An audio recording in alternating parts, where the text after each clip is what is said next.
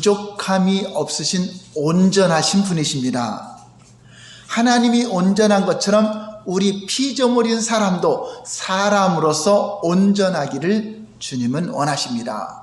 우리 피조물인 사람이 하나님처럼 완벽하게 온전한 것이 아니라 하나님의 지음에 합당한 사람으로서 온전하고, 천사는 천사로 온전하고, 각각 피조물들은 하나님 만드신 뜻대로 살아가는 것을 온전하다고 하는 것입니다.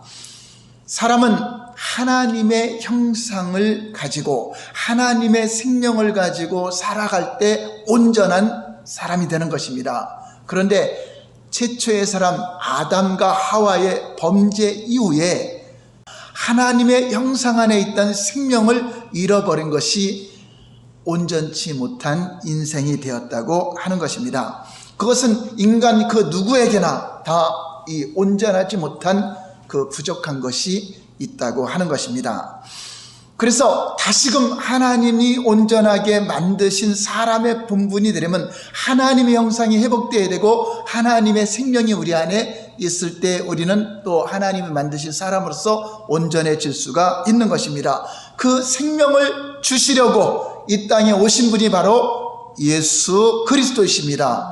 그분은 하나님의 생명을 가지고 이 땅에 오셨습니다. 예수님 외에는 모든 인간은 죄와 허물로 다 죽었기 때문에 생명이 없습니다. 오직 유일하신 예수님만이 생명이 있는 것입니다. 그러므로 예수 그리스도를 영접한 자만이 생명이 있고, 예수님이 없는 자는 생명이 없는 것입니다. 성경에는 많은 사람들이 생명이신 예수님께로 만나려고 찾아 나왔다고 말씀하고 있습니다.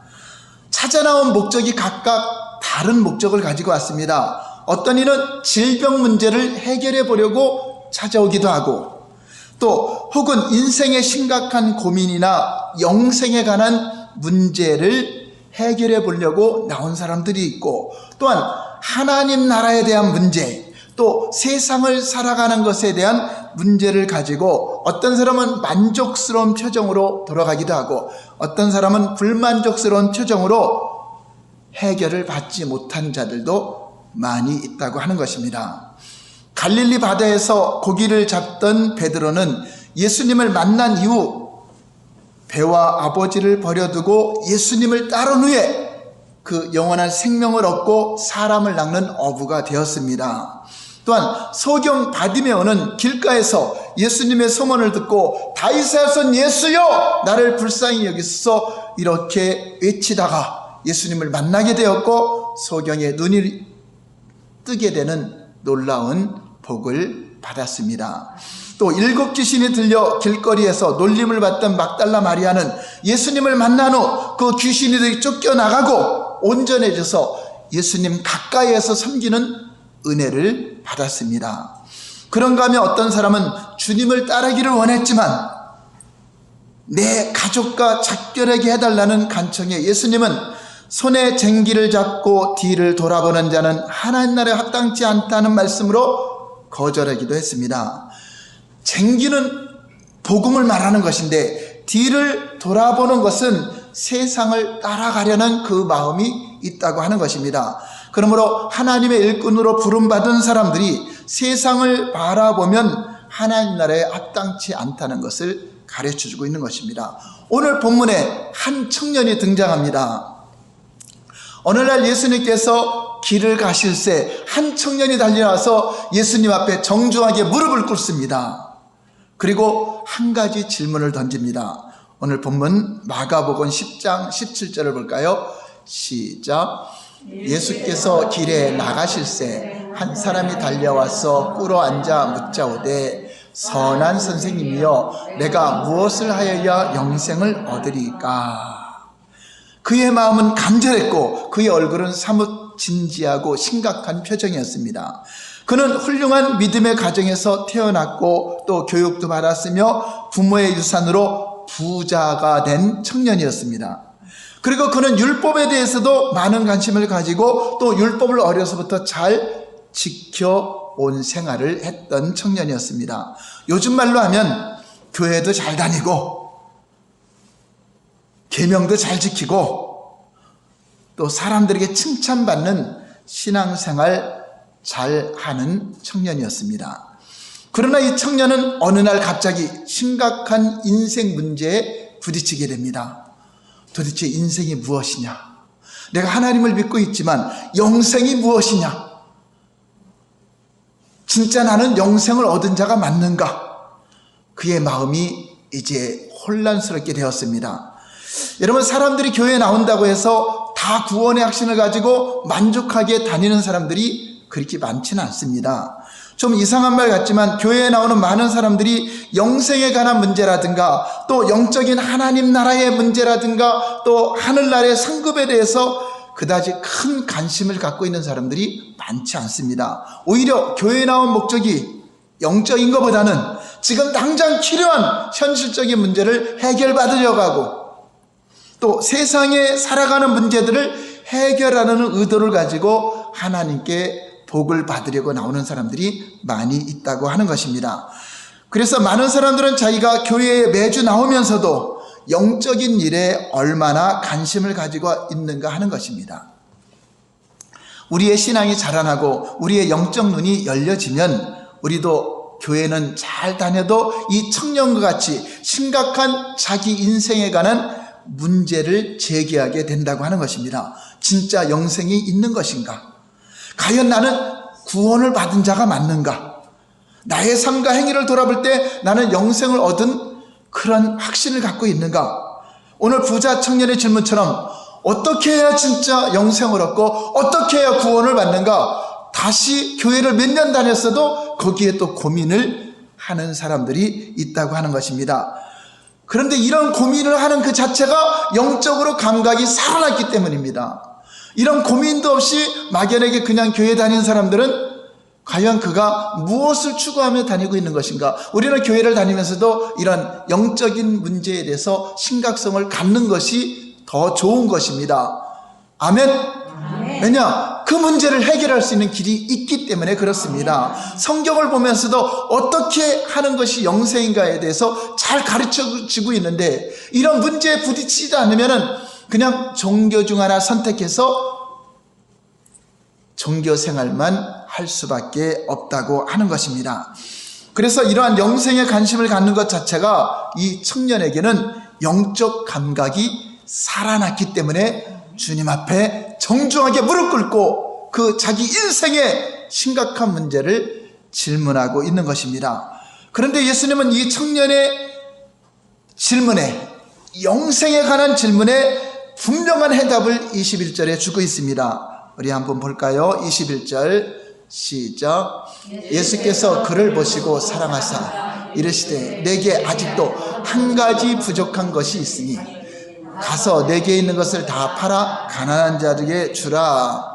그리하면 하늘에서 보화가 내게 있으리라. 그리고 와서 나를 따르라 하시니, 여기서 예수님은 오히려 너에게 한 가지 부족한 것이 있다라고 가르쳐주고 있습니다. 그래서 이 청년에게 이 한 가지 부족한 것이 무엇인가? 영생을 얻는데 그 한 가지가 부족해서 영생을 얻지 못하고 있다. 저와 여러분들도 오늘 이 한 가지 문제를 깨닫고 구원의 확신, 영생의 확신을 가지시기를 예수님 이름으로 축원합니다. 그럼 이 청년의 질문에 대해서 다시 한번 점검해 보겠습니다. 17절 말씀 다시 한번 볼까요? 시작.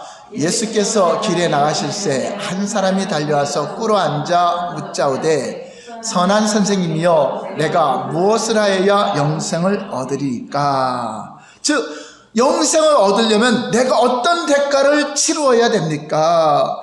영생을 얻는 구원의 대가를 치르라고 한다면 내가 무엇이든지 하겠습니다는 그런 자세를 가지고 있습니다. 많은 사람들은 자신이 영생을 얻고 구원을 얻는 비결이 무엇인가에 대해서 이것을 행하면, 어떤 행동을 하면은 구원을 받을 줄 알고 여기에 대해서 관심을 많이 갖고 그렇게 행해야만 구원을 받는다고 생각을 가지고 있습니다. 도덕적으로 윤리적으로 무엇인가 해야만 선하신 하나님께서 영생을 주신다는 생각입니다. 그래서 어떤 대가를 치러야 된다, 어떤 선한 무엇인가 해야 내가 구원받을 자격이 있지, 이렇게 생각하는 사람이 많이 있다고 하는 것입니다. 율법으로 비춰볼 때 율법을 온전하게 준행하면, 율법을 완벽하게 준행하고 죄를 범하지 않는 데면 물론 영생을 누리게 됩니다. 왜 그렇죠? 죄가 영생을 막았기 때문에 그래요. 죄가 사망이 왔기 때문에 그렇습니다. 로마서 6장 23절 볼까요? 시작. 죄의 삭은 사망이요 하나님의 은사는 그리스도 예수 우리 주 안에 있는 영생이니라. 그래서 죄가 사망을 낳았기 때문에 영생을 얻는다는 것은 죄가 없어야 된다는 거죠. 율법으로 완벽하지 않으면 영생을 얻을 수가 없는 것입니다. 그런데 인간은 율법의 행위로 절대로 구원받을 수 없는 존재라는 것을 성경은 말해주고 있습니다. 왜냐? 로마서 5장 12절 말씀 볼까요? 시작. 그러므로 한 사람으로 말미암아 죄가 세상에 들어오고 죄로 말미암아 사망이 들어왔나니 이와 같이 모든 사람이 죄를 지었으므로 사망이 모든 사람에게 이르렀느니라. 자, 율법으로 완벽할 사람이 있어요? 다 죄로 인하여 죽었어요. 죄로 인하여 죽었기 때문에 내가 율법을 온전하게 지킨다 한들 그는 이미 죄로 인하여 죽은 자다. 율법의 행위가 죄를 없이 할 수 없다는 것이 바로 성경의 가르침이라고 하는 것입니다. 그러므로 율법주의 신앙을 가진 자들은 선한 행위를 하고 율법을 지켜야지만이 영생을 얻는 줄 알고 착각하고 그렇게 가르칩니다. 그래서 오늘 그 한 가지를 알아야 돼요.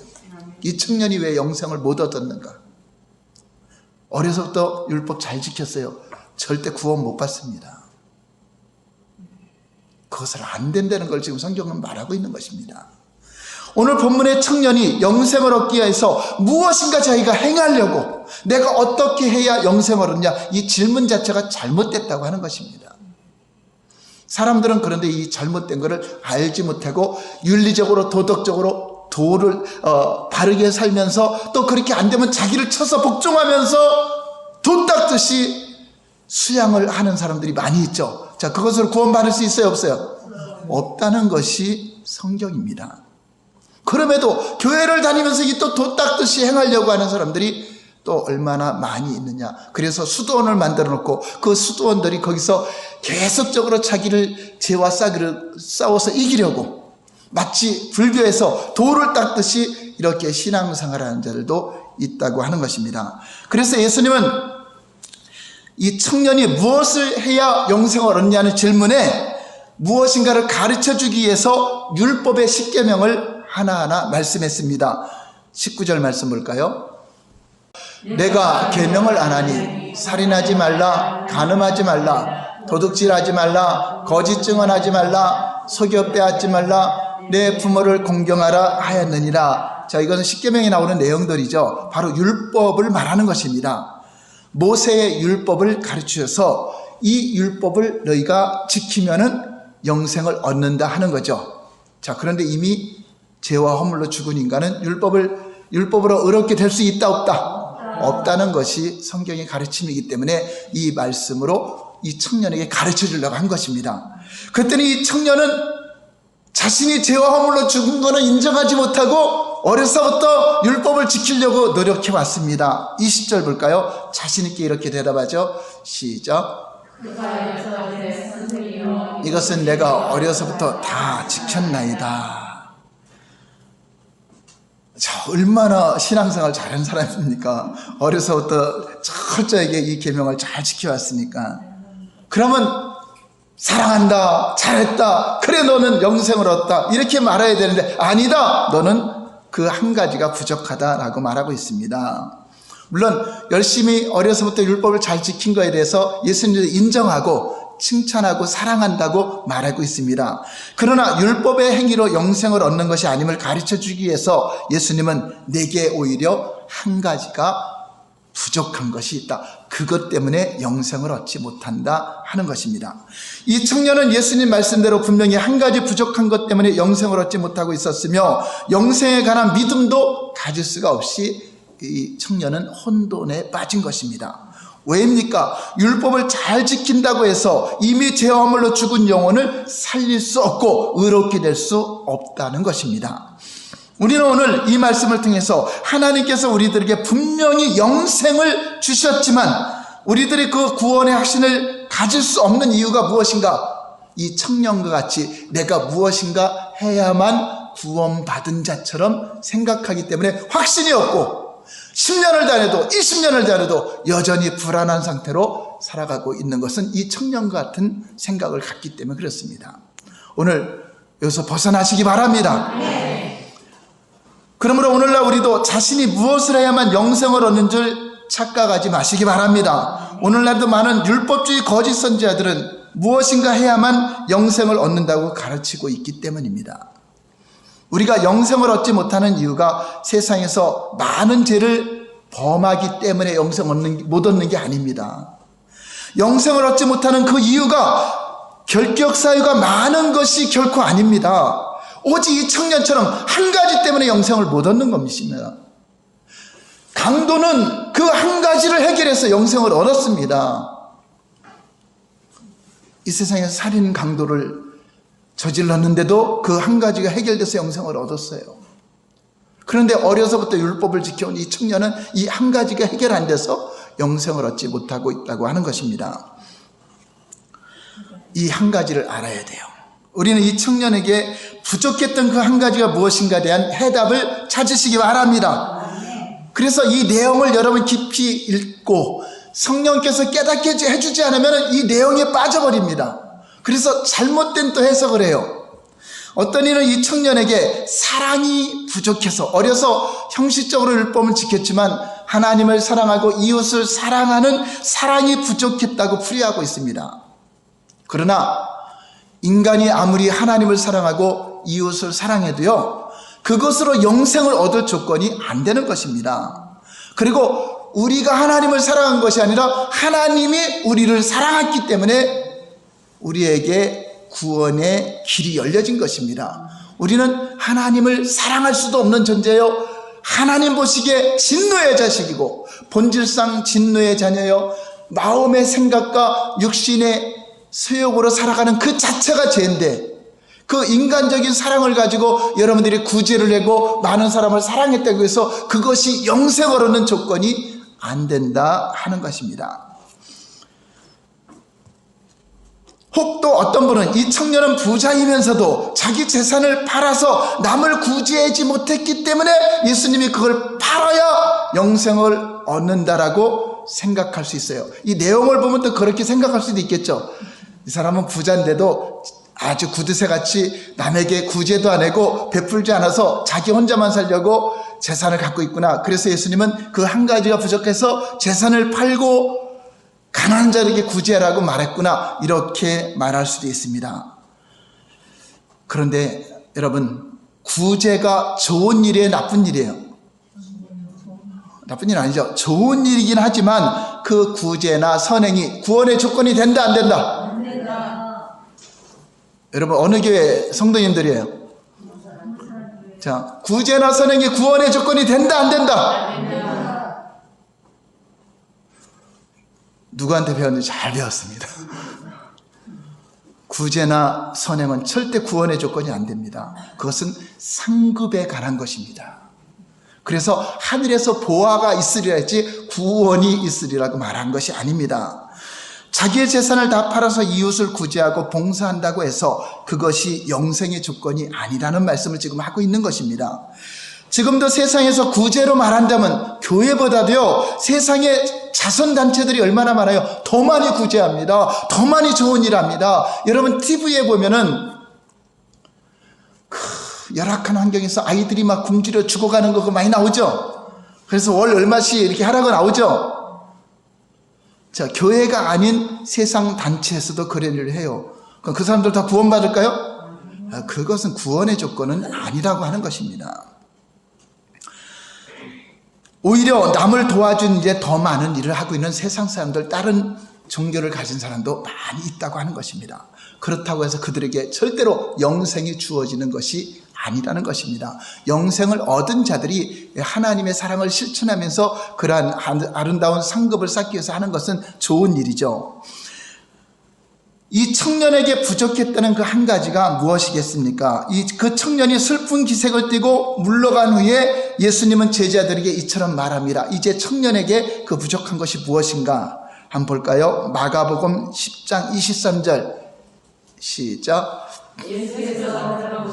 제자들에게 이르시되 재물이 있는 자는 하나님 나라에 들어가기가 심히 어렵도다 하시니, 바로 그 본문 끝나고 청년이 물러간 다음에 제자들에게 설명하는 것입니다. 재물이 있는 자는 그런 천국에 못 들어가느냐? 또 이렇게 오해할 수 있죠. 그럼 부자는 천국에 못 들어가느냐? 누가복음 16장에 나오는 부자의 경우도 자색 옷과 베옷을 입고 날마다 잔치를 베풀고 연회를 베풀고 살았습니다. 그렇지만 그는 결국에는 음부에 들어갔습니다. 자, 부자기 때문에 지옥에 들어갔을까요? 아니잖아요. 회개하지 않아서 들어갔다고 성경은 가르쳐주고 있습니다. 왜 이 재물에 대해서, 재물이 많은 사람들이 하나님 나라에 들어가기 심히 어렵다는 것은 하나님을 의지해야 되는데, 하나님을 믿어야 되는데, 하나님이 보낸 자 예수님을 믿고 따라야 되는데, 그 사람 마음속에 예수님을 믿는 것보다 그 마음에 어떤 게 우상이 되어 있죠? 재물이 우상이 되어 있다는 것입니다. 그것이 영생을 얻지 못하는 그 한 가지 부족한 것이 되고 있다고 하는 것입니다.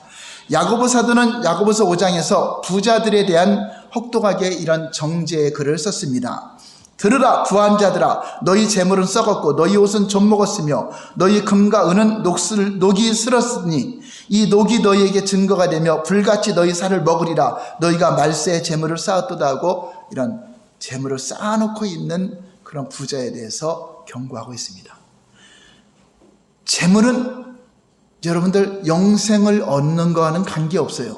그런데 재물은 하나님 나라 일을 위해서, 하나님의 그 상급을 위해서 쓰라고 준 것입니다. 자기를 위해서 쌓으라고 준 것이 아닙니다. 그 재물을 의지하고 살라고 준 것이 아닙니다. 재물을 의지하는 것이 우상인데 하나님과 재물은 동시에 섬길 수가 없다. 많이 쌓아놨다고 해서 그들이 영생이 없는 것이 아니라 그 쌓아놓은 그것을 내가 의지하는 것이 우상이라고 하는 것입니다. 돈도 신이죠. 만몬신이라고 하는데 그것이 우상이 돼서 하나님보다 그거를 더 의지하기 때문에 하나님 믿는 믿음이 없어진다고 하는 것입니다. 재물이 많은 사람은 하나님 의지하기보다는 재물을 더 의지하기 때문에 재물이 우상이 되기 때문입니다. 그러므로 하나님을 의지하는 믿음을 가진 자는 청지기처럼 재물을 다스리는 거죠. 쌓아놔도 내가 의지할 것이 아니라 그것은 필요한데 쓰면 되는 거죠.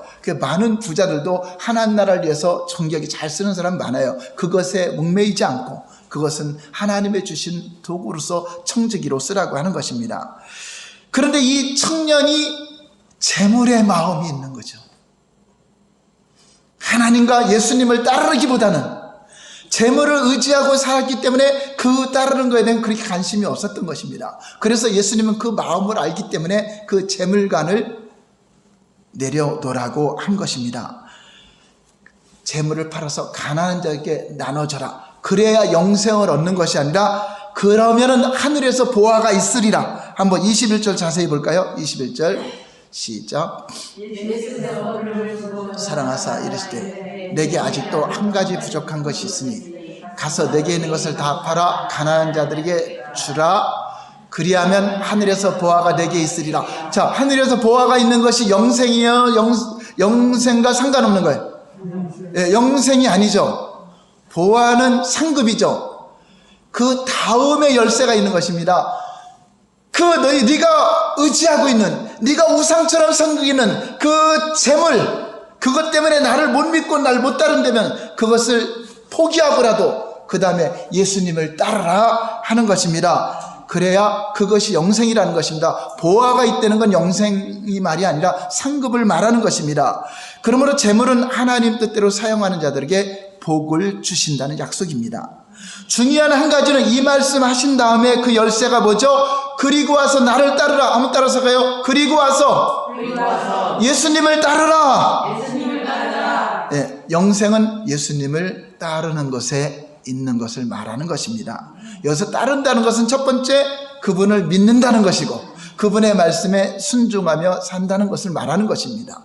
그러면 그 청년은 하나님이 보내신 자 예수님을 통해서 영생을 얻는 것이 아니라 자기 어떤 행위로 영생을 얻으려고 했고 자기가 의지하는 것은 예수님보다 뭐죠? 재물을 더 의지했기 때문에 예수님이 그거를 잘 알고 너 그것이 재물 때문에 하나님의 뜻을 따르고 하나님의 뜻으로 오신 예수님을 따르고 믿는데 방해가 된 장애물이 된다면 그 장애물을 제거하고 하늘의 아름다운 상급으로 쌓고 그리고 나서 나를 의지하고 따르라 하는 것입니다. 영생은 어떤 여러분들의 선한 행위에 있는 것입니까? 예수 그리스도를 믿고 따르는 데 있습니까? 예, 영생의 비결은 예수님이 행하신 십자가의 복음 안에 있는 것입니다. 그분을 믿고 따르는 자가 이제 여러분들이 물질이 많이 있더라도 재물이 많이 있더라도 하나님 나라에서 청지기로 살면 되는 것입니다. 그러면 왜 예수님은 이 청년에게 그냥 나를 따르라 하고 하시지 않고 내게 있는 것을 팔아서 가난한 자들에게 준 다음에 따르라고 하신 것입니까? 이에 대한 정확한 해석은 예수님의 산상수훈의 말씀에서 찾을 수 있습니다. 마태복음 6장 24절 볼까요? 이 청년은 여기에 걸린 겁니다. 시작. 한 사람이 두 주인을 섬기지 못할 것이니 혹 이를 미워하고 저를 사랑하거나 혹 이를 중히 여기고 저를 경히 여김이라. 너희가 하나님과 재물을 겸하여 섬기지 못하느니라. 자, 이 내용에서 보면 이 청년은 예수님을 섬기는 것보다 뭐를 더 섬기고 있죠? 재물을 섬기고 있어요. 그게 우상이 되기 때문에. 하나님을 섬기면서 재물이 있으면 재물은 청지기로 쓰는 건데 하나님은 안 믿어도 내가 이거 갖고 무엇인가 선한 일하고 자선을 베풀고 이러면 구원받을 줄 알고 착각을 하고 있는 것입니다. 이 부자 청년은 돈이 많고 그 돈에 대한 필요성을 절실하게 느끼고 있었기 때문에 그 돈이 그에게 있어서는 영생의 장애가 됐다. 예수님을 믿고 따르는데 오히려 그 마음의 장애이기 때문에 그 마음에 있는 우상을 없애라고 말씀하신 것입니다. 그것이 오히려 한 가지 부족하여 영생을 얻지 못한다는 것을 오늘 가르쳐주고 있습니다. 무슨 말입니까? 여러분들이 예수님보다 다른 것도 의지하고 있고 다른 것도 믿고 있으면 여러분도 10년 20년 아무리 교회 다녀도 그 한 가지 때문에 그 우상 때문에 아무리 교회 열심히 다녀도 영생을 얻지 못하는 자가 되는 것입니다. 그런 자의 특징은 내가 무엇을 해야지만 이 영생을 해줄까? 내가 이것도 해야 되고 저것도 해야 되고 여기에 초점을 둡니다. 진정한 예수님을 나의 주인으로 나의 주님으로 영접한 사람은 이 모든 것이 다 주님의 나라와 이를 위해서 살아가는 삶이 되고 그것이 어떤 예수님보다 더 귀한 것이 없어야 되죠. 그래서 우리 찬양에도 주 예수보다도 귀한 것은 없다. 그리고 믿으시면 아멘. 아멘. 그래서 여러분들 내가 내 마음대로 시간을 쓰는 것보다 예수님께 시간 드리는 것이 가장 귀하니까 오늘 이 자리에 왔잖아요. 그렇죠? 여러분 생명같이 일하면서 시간을 투자하고 생명을 하루라는 생명을 줘서 그 돈을 벌잖아요. 근데 그 돈을 주님께 11조로 드리고 예물도 드리는 건 뭐죠? 생명을 드리는 겁니다. 나는 이 재물보다도 이 모든 재물보다도 다 주님이 우선입니다 해서 10분의 1을 드리는 것은 모든 것 다 주님께 드린 거로 되는 겁니다. 대표성이 되는 겁니다. 다 주님 것입니다라는 그런 신앙 고백이 된다고 하는 것입니다. 또 여러분들 그렇게 헌금해서 구원받는 것이 아니라 예수님이 그렇게 하셨기 때문에 예수님이 주인 된 사람은 모든 것이 주님을 초점으로 해서 살아간다고 하는 것입니다. 청년은 결국 어떻게 되었죠? 결국 예수님을 따르는 걸 포기했죠. 재물을. 결국 영생의 길보다 재물을 택하기로 했습니다. 여러분 예수님 믿는다 해서 다 팔아야지 구원받는 건 아닙니다. 삭개오도 부자였어요. 세리장이었습니다. 그런데 예수님을 영접하고 나서는 재물 가치관이 바뀌었습니다. 예수님이 팔라고 하지 않아도 그가 예수님을 영접하고 나서는 누구에게 토색한 것이나 그런 사람이 있으면 내가 내 배로 그 율법대로 갚아버리고 또 내 재산을 절반을 팔아서 가난한 자에게 나눠주겠다고 본인이 말하잖아요. 예수님을 주님으로 영접이 된 사람은 예수님이 안 가르쳐줘도 그러한 삶을 살아가는데 이 청년은 그렇게 가르쳐 주지 않으면 그 재물이 우상이 돼서 예수님을 믿고 따르는 것을 쫓아오지 못하기 때문에 이렇게 말씀한 것입니다. 이처럼 이 청년에게는 주님이 말씀하신 것처럼 부족한 것 하나가 있었는데 그 부족한 것이 예수님보다 재물을 사랑하는 마음이었습니다. 이 한 가지 때문에 그 영생의 문턱에서 돌아서서 결국 넓은 길, 멸망의 길로 달려갔다고 하는 것입니다. 여러분 보세요. 천하를 얻고도 목숨을 잃으면 무슨 소용이 있어요? 그렇죠? 내가 많은 재산을 가지고 멸망하면 무슨 소용이 있습니까? 차라리 여러분들이 예수님이 가장 중요한 것 때문에 여러분들 다 포기한다면, 여러분 진짜로 여러분 영생을 얻기 위해서 여러분 재산을 다 수십억이 되든, 어떤 사람은 수십억 되기도 않고 몇 억이 된다 할지라도 그것을 다 주고라도 그러면 영원히 산 영생을 준다면 안 내놓을 사람이 있어요, 없어요? 여러분 안 내놓을 것 같아요. 여러분 재산 있는 거 다 내놓으면 영원히 살게 해준다. 그러면 그냥 여러분 재산 갖고 그냥 몇십 년 살다가 죽을래요? 다 내놓고 영생을 얻을래요? 그러니까 지금 예수님이 네가 갖고 있는 그 재물보다 그렇게 내가 더 중요한 것이다.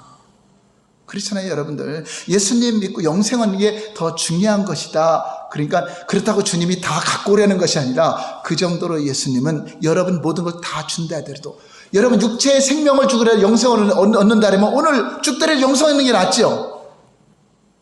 아니면 더 살고 싶어요? 영생 안 얻고 더 살고 그냥 멸망으로 가고 싶어요? 영생을 얻고 싶어요? 네, 바로 그 말씀을 하는 것입니다. 내가 가장 중요하고 여기는 생명같이 여기는 그 재물, 그거보다 예수님 따르는 게 더 중요하다. 여러분 갖고 있는 거 다 팔려는 것이 아니라 여러분 갖고 있는 생명, 모든 것, 모든 시간, 모든 물질, 모든 것보다 이렇게 그 한 가지가 예수님을 영접하고 그분을 믿고 따르는 이 한 가지가 우리에겐 부족한데 그것을 채워주러 오셨는데, 놀라웠게도 그분을 영접하면 여러분 오히려 부유해지고요, 하나님의 약속된 복이 더 많습니다. 그럼에도 우리는 예수님 믿으면 망할 것 같고 예수님 말씀대로 살려면 다 팔아야 될 것 같고 그렇지 않습니다. 아브라함이 다 팔아서 바쳤습니까? 군사들도 자기 재산 지키는 사람이 400명이 넘었습니다. 여러분 한 명이나 있습니까? 재산 지키는 사람 없잖아요.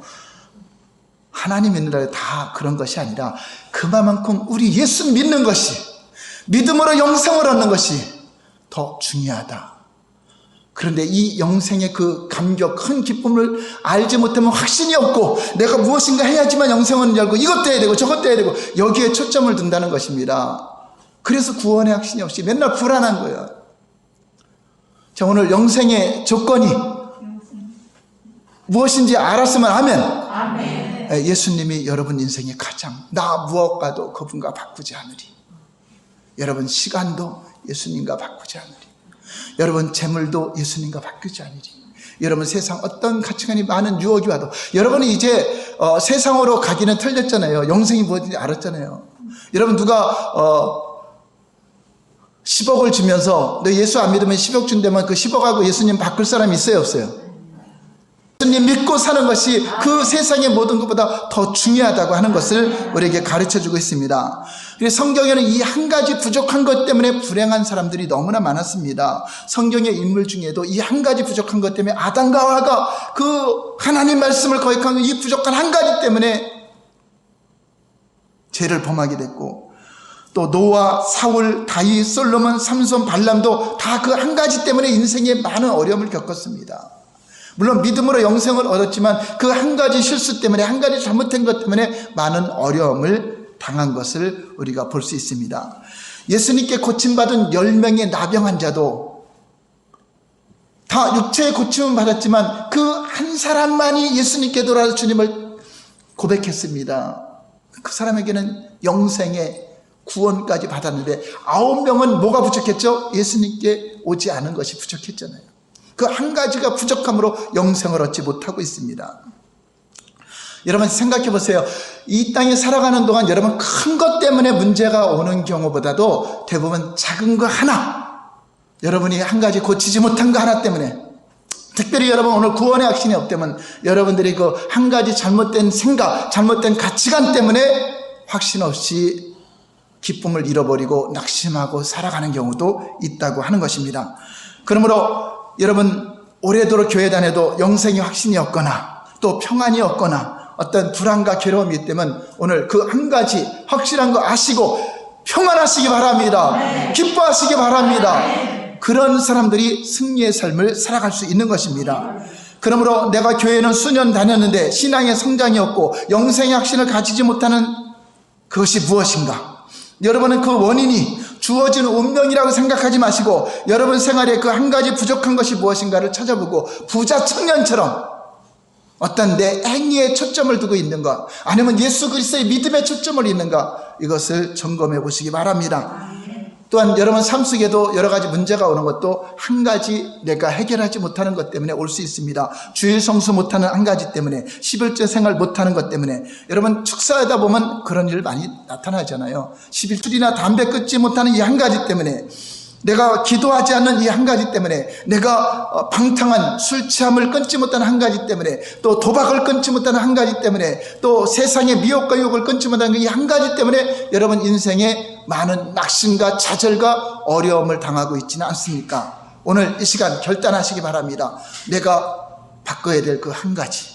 물론 여러분들이 영생의 확신을 이제 가졌을 것입니다. 영생의 확신을 가질 때면 우리 삶 속에 여러 가지 사업과 직장과 삶 속에 문제가 오는 거, 내가 하나님 안에서 해결하지 못하는 죄, 해결하지 못하는 중독, 이런 것들이 언젠간 해결될 것 같지만 10년, 20년 지나고 와도 끊임없이 여러분을 미혹하고 있다면 이 한 가지 내려놓으시기 바랍니다. 하나님, 이 한 가지 문제 주님 앞에 맡깁니다.